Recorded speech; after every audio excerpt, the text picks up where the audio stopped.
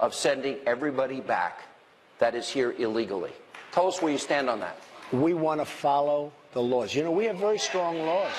We have very strong laws in this country. And I don't know if you know, but Bush and even Obama sends people back. Now, we can be more aggressive in that, but we want to follow the laws. If you start going around trying to make new laws in this country, it's a process that's brutal. We want to follow the laws of the country, and if we follow the laws, we can do what we have to do. Does that, John, let me tell you, so important. We've got some great people in this country. They shouldn't be here. They're still great people, all right? But we've got some really, really bad gang members and some horrible people. Start with them. Those people are going out day one. They're going to be the first order I sign. They're going out day one. All right, but I know this question has come up a lot. What about people that work hard, have been here a long time, they own homes, they have their property? And this is a question everyone's going to want answered. What about them? Do they have to go back, or would you reconsider We are going to follow the laws of the country. So that means they go back. Follow the laws. And we're going to see who people are. We're going to see how they've done. Do you believe in a merit system, Sean? When people come in, as an example, do you believe in a merit system? One of the things that's very unfair with leaving people is that you have years and years of people waiting online. They've gone through a process, and they've filed legally. They filed, and they're great people in some cases. I guess in some cases, maybe not. But you have really great people wanting and so proudly wanting to come into a country. And now what you'd be doing is you'd take people away from that line. And it's Is really there any part of the law that you might be able to change that would accommodate those people that contribute to society, have been law-abiding, have kids here?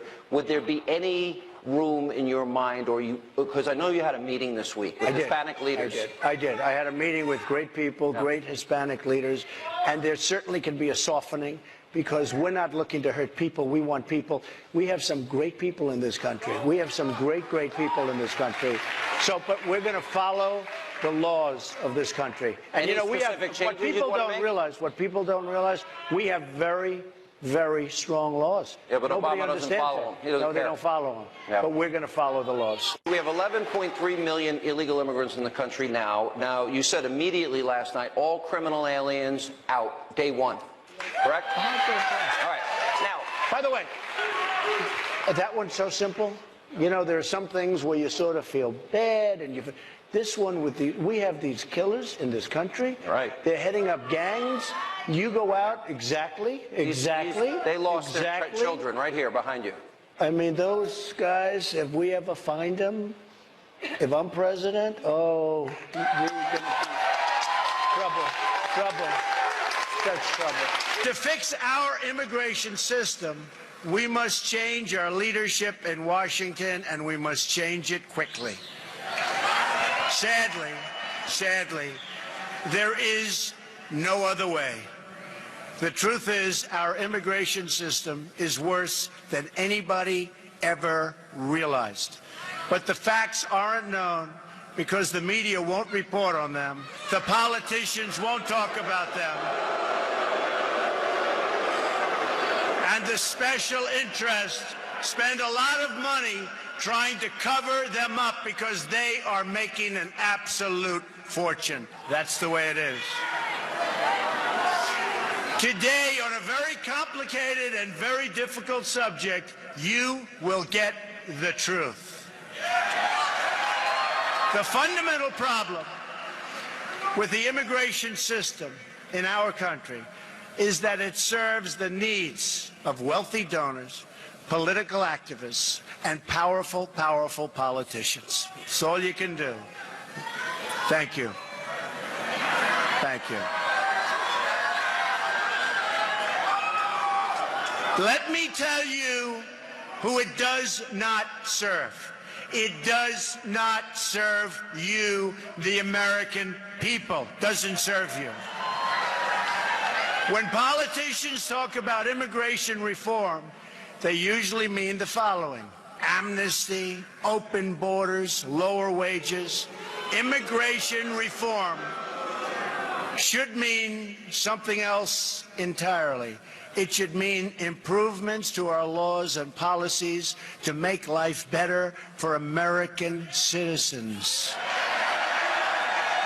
We will terminate the Obama administration's deadly, and it is deadly, non-enforcement policies that allow thousands of criminal aliens to freely roam our streets, walk around, do whatever they want to do, crime all over the place. That's over. That's over, folks. That's over.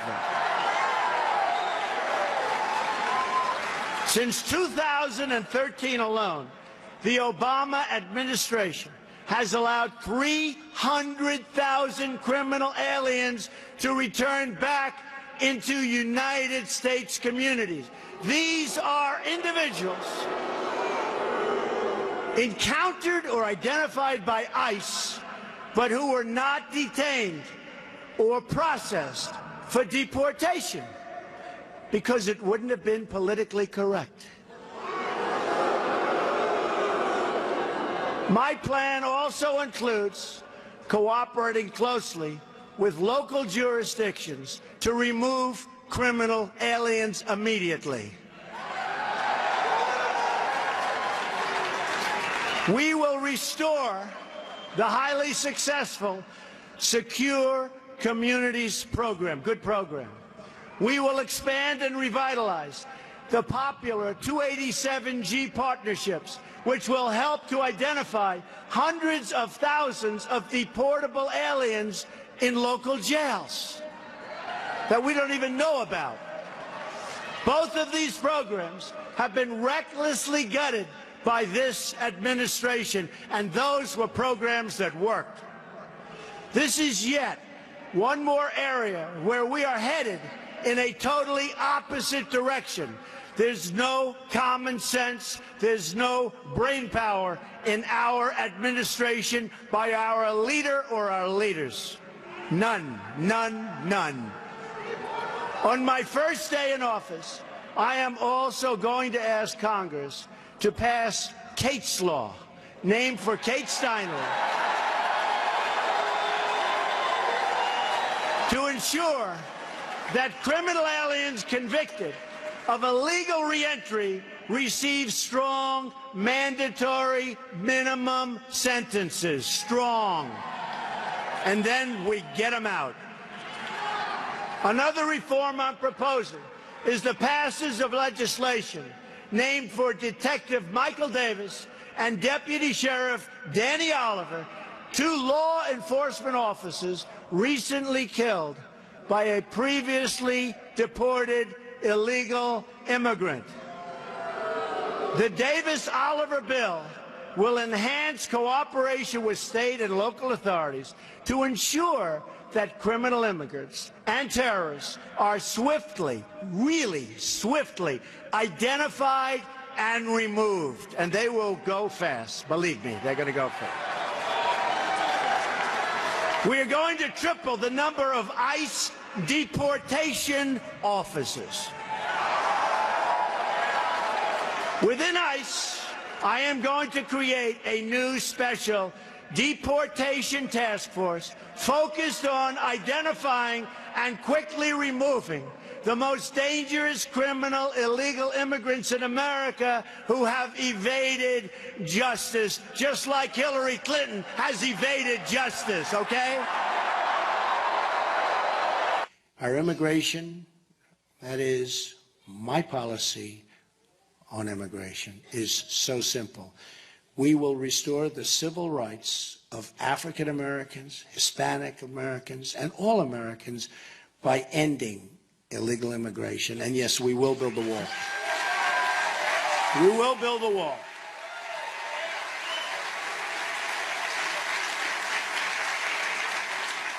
And we're going to stop the inflow, the massive inflow of drugs, which is coming into your community more than any community, but coming into your community and poisoning our youth and poisoning many other people, but poisoning our youth. I will reform visa rules to give American workers preference for jobs, and I will suspend reckless refugee admissions from terror-prone regions that cost taxpayers hundreds of billions of dollars. And coming up next on the special edition of Hannity. If we don't act, the damage will be irreversible. We're going to act.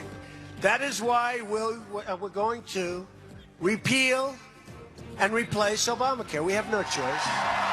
We have no choice. We have absolutely no choice.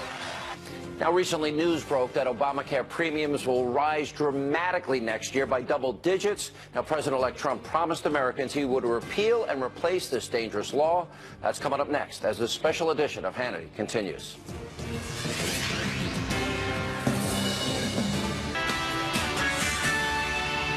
Live from America's News Headquarters, I'm Kelly Wright. Good evening. Here's what's happening. Japan's Prime Minister Shinzo Abe meets with President Obama tomorrow at the USS Arizona Memorial. Abe will be the first Japanese Prime Minister to visit the memorial, but a government spokesman says he won't apologize for Japan's December 7th, 1941 attack on Pearl Harbor.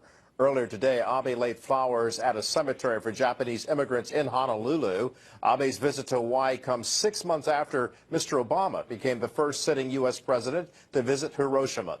The Philippines is cleaning up from a powerful typhoon that slammed the northern part of the country. Typhoon Nocten killed at least 6 people. More than 380,000 people were forced to celebrate Christmas in emergency shelters. 5 provinces remain without power. I'm Kelly Wright. Back now to Hannity.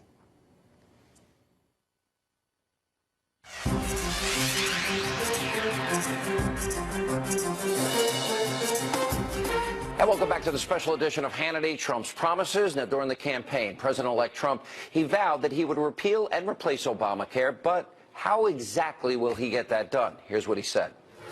You made a promise to release the names so people would know your judicial philosophy. Right. You're making a promise to balance the budget. You're making a promise to build the wall.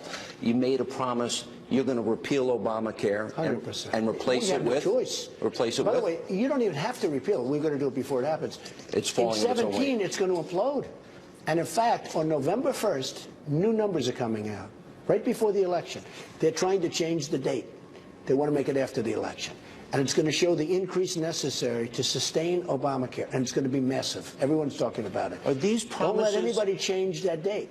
And you want to replace it with health savings accounts, maybe? Yes, but there's so many other things. Just so you understand, Yeah. once we get competition going with free enterprise, where the insurance companies actually have to go and compete instead of having states as a monopoly, you get rid of the borders, you get rid of the lines, right, where they can't go outside. Once we get rid of that, and they almost had it this time, they could have had it this time, and you would have seen such competition, there will be plans, healthcare plans, that you never even heard about, that haven't even been thought about right now. There will be such competition, it'll be a beautiful thing. The numbers will go way down. First of all, Obamacare is no good.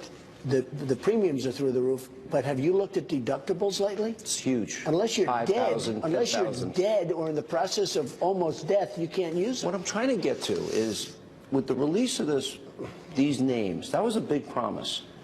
Balancing a budget is a big promise. Building a wall is a big promise. Repealing Obamacare is a big promise.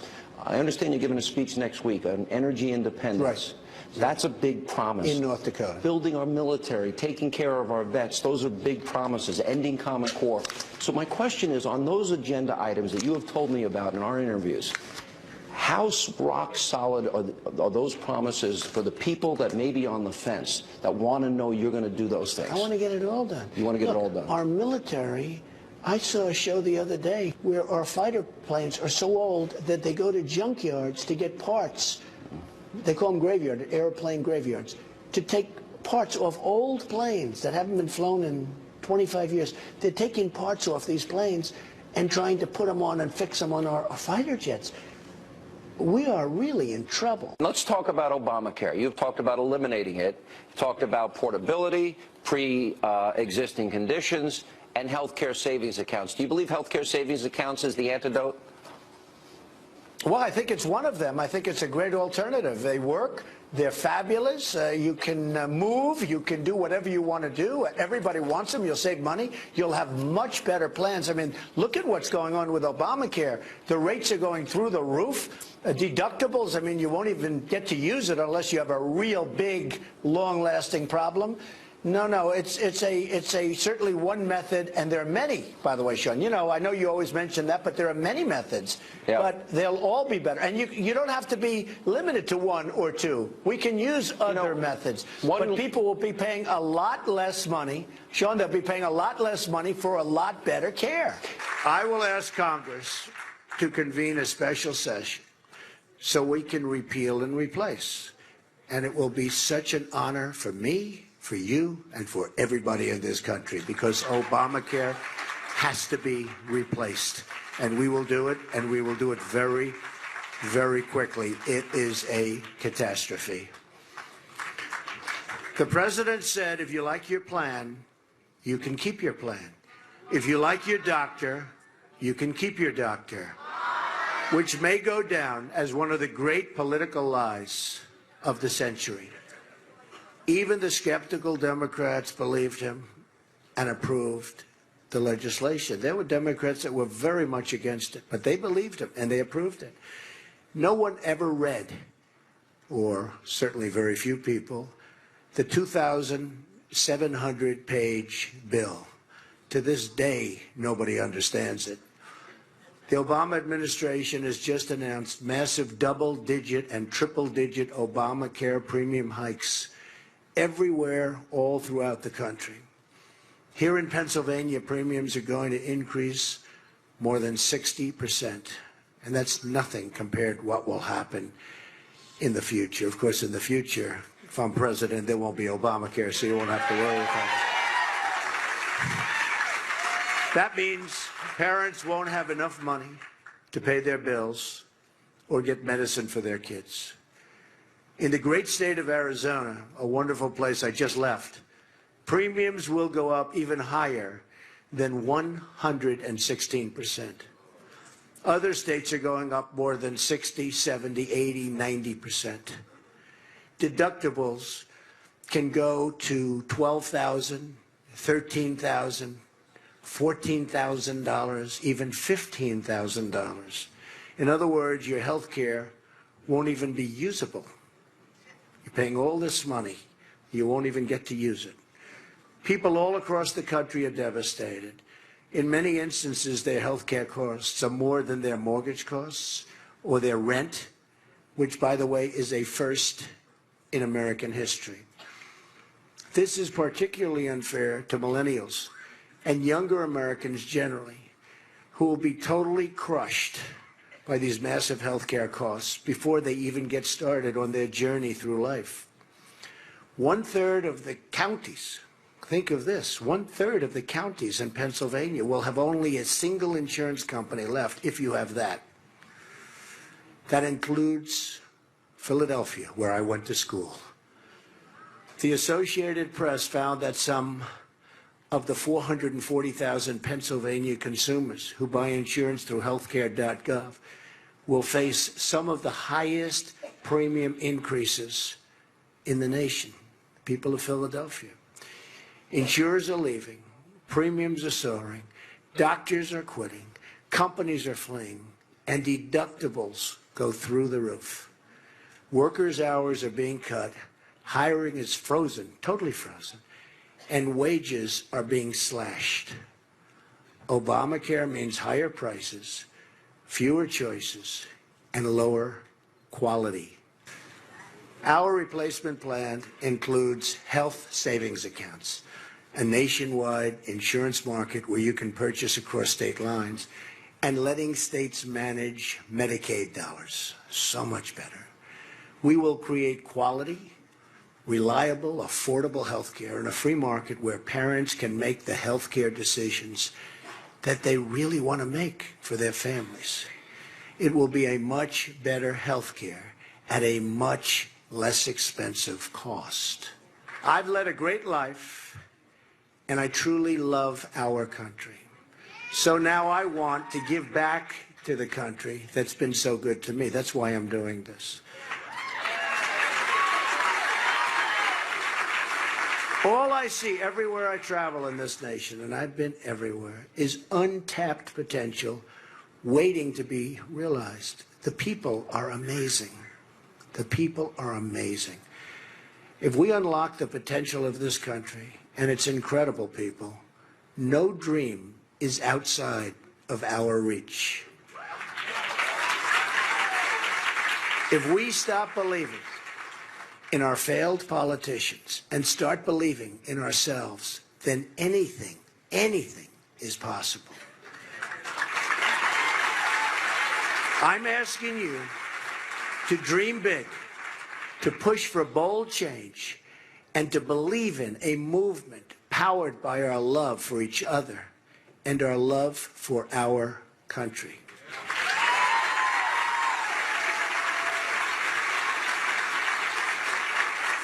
That is how we will truly make America great again. Thank you. And up next, right here on the special edition of Hannity. My number one priority is to dismantle the disastrous deal with Iran. I know deal making, and let me tell you, this deal is catastrophic for America, for Israel, and for the whole of the Middle East. Donald Trump, he did not mince words on the campaign trail about some of President Obama's foreign policy failures. So what will Donald Trump do once he's inaugurated in January? That and more on the special edition of Hannity. Trump's Promises continues.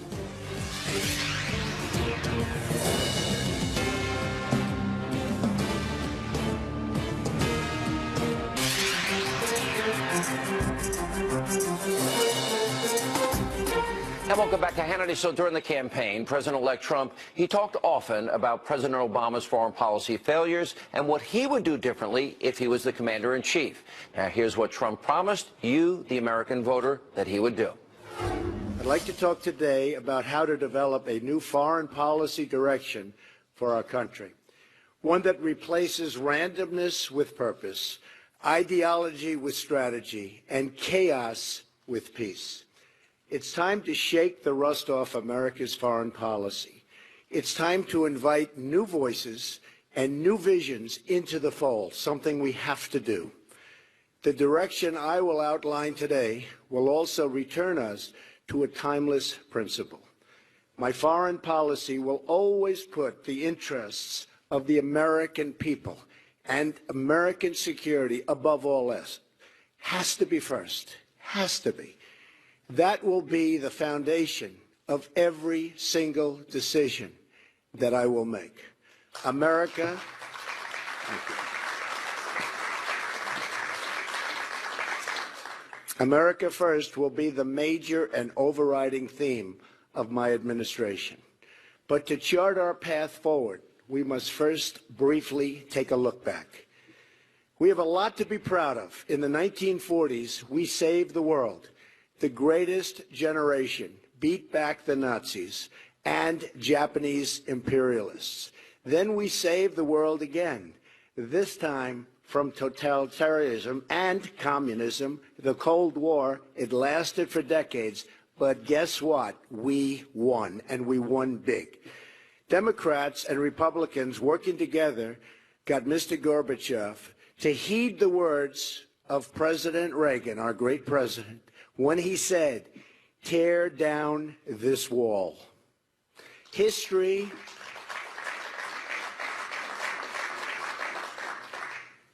will not forget what he did. Very special man and president. Unfortunately, after the Cold War, our foreign policy veered badly off course.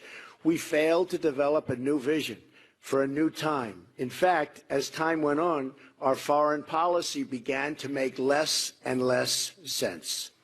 Logic was replaced with foolishness and arrogance, which led to one foreign policy disaster after another. They just kept coming and coming. We went from mistakes in Iraq to Egypt to Libya to President Obama's line in the sand in Syria. Each of these actions have helped to throw the region into chaos and gave ISIS the space it needs to grow and prosper. Very bad. It all began with the dangerous idea that we could make Western democracies out of countries that had no experience or interest in becoming a Western democracy. We tore up what institutions they had and then were surprised at what we unleashed. civil war, religious fanaticism, thousands of Americans and just killed, lives wasted, horribly wasted. Many trillions of dollars were lost as a result. The vacuum was created that ISIS would fill. Iran, too, would rush in and fill that void, much to their really unjust enrichment. They have benefited so much, so sadly for us. Our foreign policy is a complete and total disaster. The situation is likely worse than the public has any idea. A new congressional report reveals that the administration has downplayed the growth of ISIS, with 40% of analysts saying they had experienced efforts to manipulate their findings. They're trying to make it look much better than it is. It's bad. At the same time, ISIS is trying to infiltrate refugee flows into Europe and to the United States. Iran, the world's largest state sponsor of terrorism, is now flush with $150 billion in cash released by the United States. Plus, if you remember from 2 weeks ago, another $400 million in actual cash that was obviously used for ransom. Worst of all, the nuclear deal puts Iran, the #1 state sponsor of radical Islamic terrorism, on a path to nuclear weapons. In short, the Obama-Clinton foreign policy has unleashed ISIS, destabilized the Middle East, and put the nation of Iran, which chants death to America, in a dominant position of regional power and, in fact, aspiring to be a dominant world power. This is my pledge to the American people. As your president, I will be your single greatest champion. I will fight to ensure that every American is treated equally, protected equally, and honored equally. We will reject bigotry and hatred and oppression in all of its many ugly forms and seek a new future built on our common culture and values as one American people. Only this way will we make America great again and safe again for everyone. Thank you very much. God bless you. Thank you. And up next, right here on Hannity. And appoint justices of the United States Supreme Court who will uphold and defend the Constitution of the United States. President-elect Trump, he promised that he would appoint originalist justices to the Supreme Court. It was a topic we spoke about often. That's coming up next as the special edition of Hannity, Trump's Promises, continues.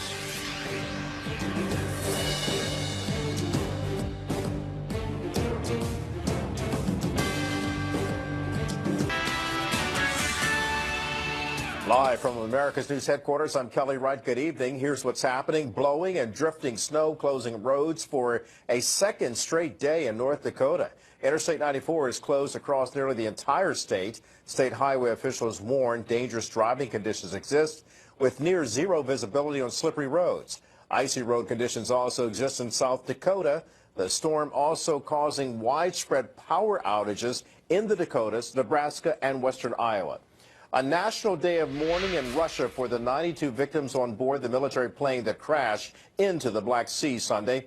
The victims included the entire Alexandrov Ensemble, a renowned Russian army choir. Flags are flying at half-staff throughout Moscow. Floral tributes are everywhere, like this one outside the choir's office in Russia's state capital. Meantime, the search continues for more victims. I'm Kelly Wright. Back to Hannity.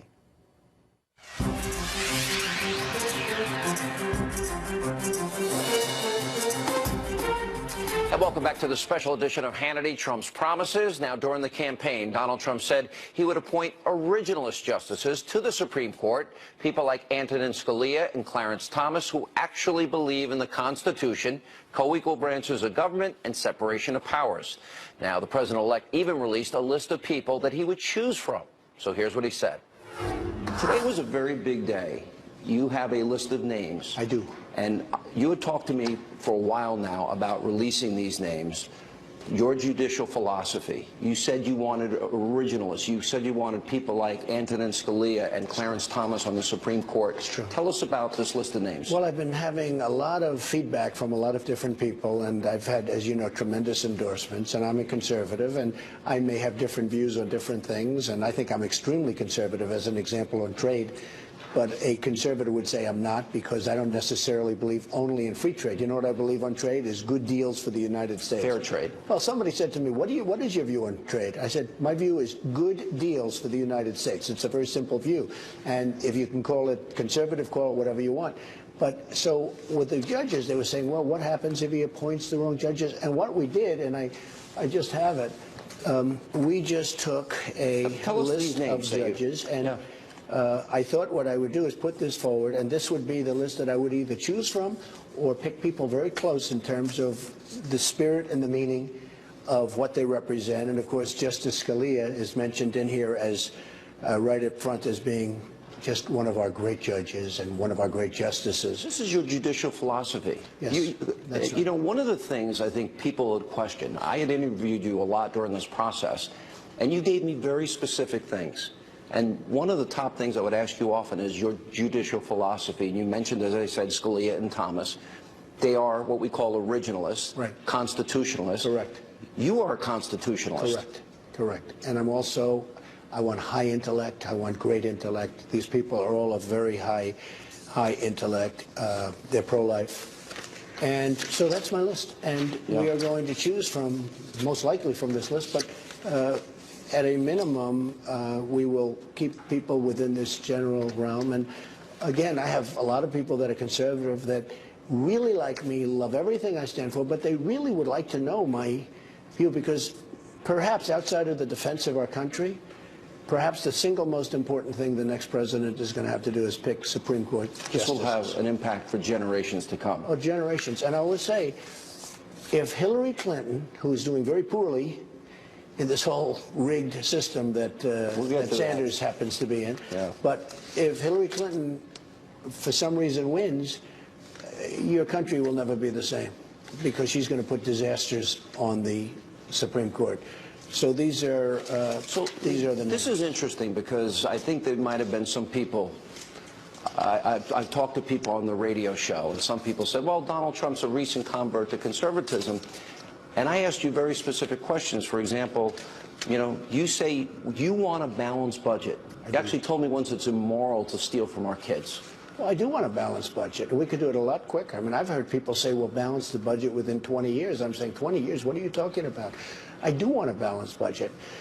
And you have to understand, I was born in New York, and I really started my business, you know, I was in Brooklyn and Queens with my father, but I moved to Manhattan, and I started doing very, very well in Manhattan. And if you look at the statistics on Manhattan, whether you like them or don't like them, it's very liberal, it's very Democrat, and I think that, you know, probably a lot of people feel because I come from essentially Manhattan, I would be that way. And I wanted to put this list out because I wanted to quell any fears that people may have. I mean, this is a list of people that I got them from people I most respect. And you vetted each one. You almost did it like a job interview. Well, I vetted, but to a much greater extent, the Federalist Society vetted and has tremendous respect.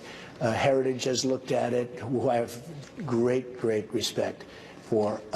And I know Senator Sessions has brought the names around to different people in the Senate, and people have seen the list. And up next, right here on the special edition of Hannity. Ethics reform will be a crucial part of our 100-day plan as well. We're going to drain the swamp in Washington, D.C. You will see. President-elect Trump, he promised voters he would drain the swamp in Washington. So how will he do it? That's next as the special edition of Hannity. Trump's promises continues.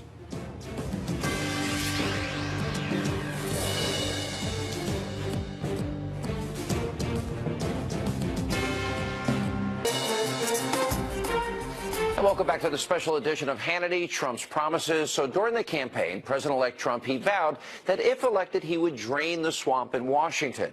In his contract with the American voter, Trump promised that he would propose an amendment that would put term limits on members of Congress and that he would reduce the influence of special interests. Here's what he said about this topic. Sean, you have seen things, and I've seen things, and I've been going through things. Nobody could imagine that this could happen in the United States. Nobody can even imagine it.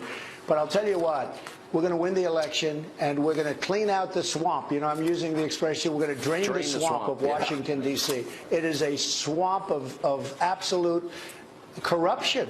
It's absolutely corrupt. And we're going to drain the swamp. We'll see what happens. We're going to drain it, but we're going to win.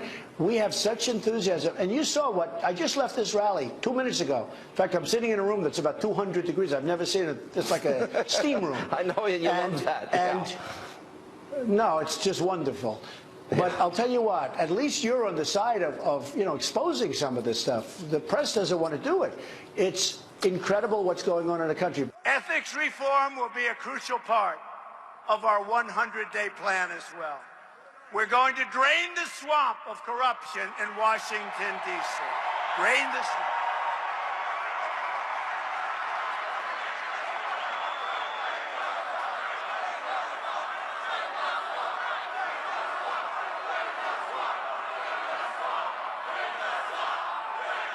Thank you. I will impose a 5-year ban on executive branch officials becoming lobbyists and a lifetime ban on officials becoming lobbyists for a foreign government. Change is not going to be easy. I am going to need you to fight as hard for these proposals as you fought for this great campaign of ours.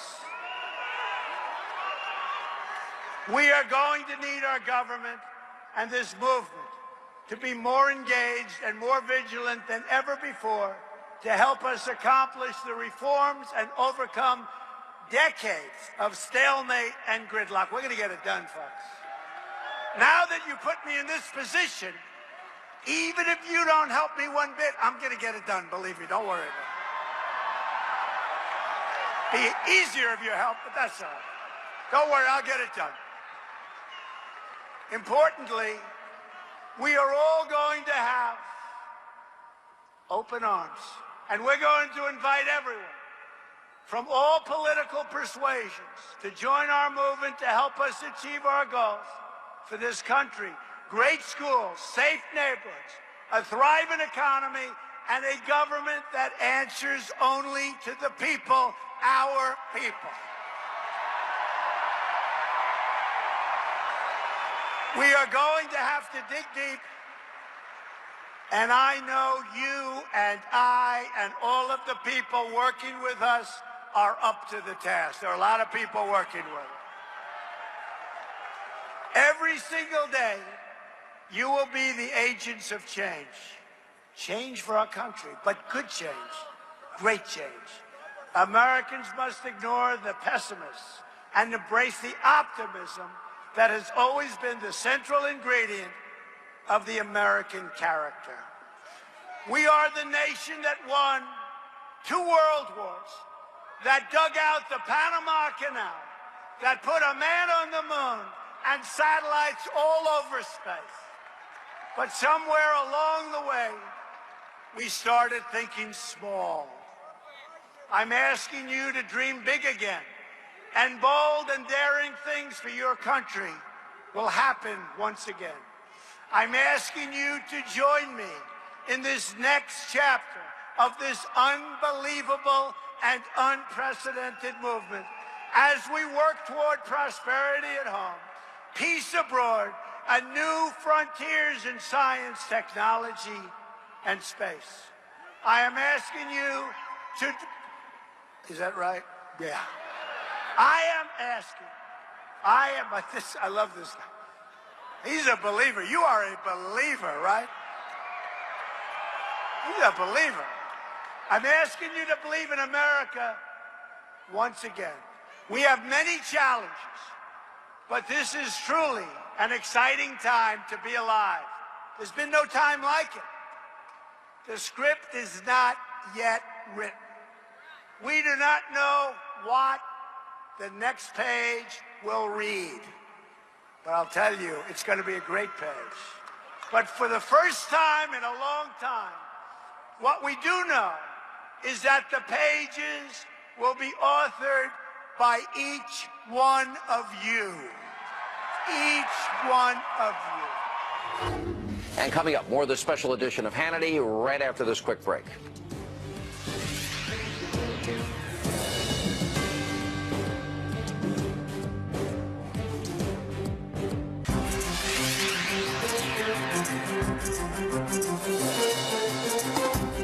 And welcome back to the special edition of Hannity. Unfortunately, that is all the time we have left this evening. As always, thank you for being with us. We hope you'll set your DVR so you never miss an episode of Hannity. Have a great night.